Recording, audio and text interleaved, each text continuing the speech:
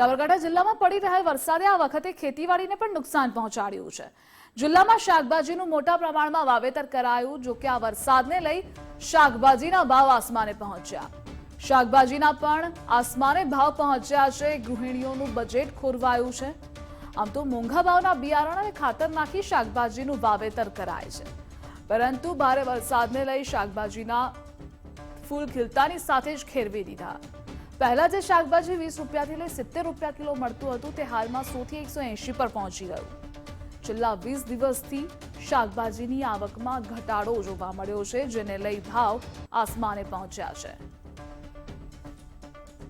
હાલની પરિસ્થિતિમાં એવું છે કે દૂધીનો તારે ભાવ છે બરોબર, પણ હવે વરસાદના કારણથી બિહાર આવતું નથી, એટલે ભાવ મળી રહે, પણ પાછળ કોરા દિવસમાં નુકસાન આવે, ઉત્પાદન વધારે થાય, ભાવ ઓછો મળે। અત્યારે ભાવ મળે પણ વરસાદના કારણે બગડી જાય છે। વરસાદી વાતાવરણના લીધે માલનું ઉત્પાદન ઓછું થતું હોય છે, એના કારણે ભાવમાં તેજી છે, પણ હાલ માલ ઓછો ઉતરે છે, એટલે એના કારણે સરવાળે અમારે સરખું જ બેસી જાય છે। પહેલાં શું હતું કે વરસાદ ઓછો હતો પણ માલ વધારે આવતો હતો, એના કારણે ભાવમાં પણ થોડું મંદી હતી, પણ અત્યારે તેજી છે। હાલ હું દૂધીને ભીંડા લાવું છું, એની અંદર અમારે પહેલાં 40 રૂપિયા ભાવ મળતો, અત્યારે 60 રૂપિયા તેજી મળી છે અમને। પણ જે વરસાદી વાતાવરણના લીધે ફૂલ ઘરી જાય છે, એના કારણે શું છે કે અમારે ઉત્પાદન ઓછું થાય છે, અને વસ્તુ શું છે કે અમારે ટ્રાન્સપોર્ટેશનમાં પણ અમારે પ્રશ્નો આવે છે। આજે શાકભાજીમાં બધા માલના હાઈએસ્ટ ભાવ ચાલી રહ્યા છે।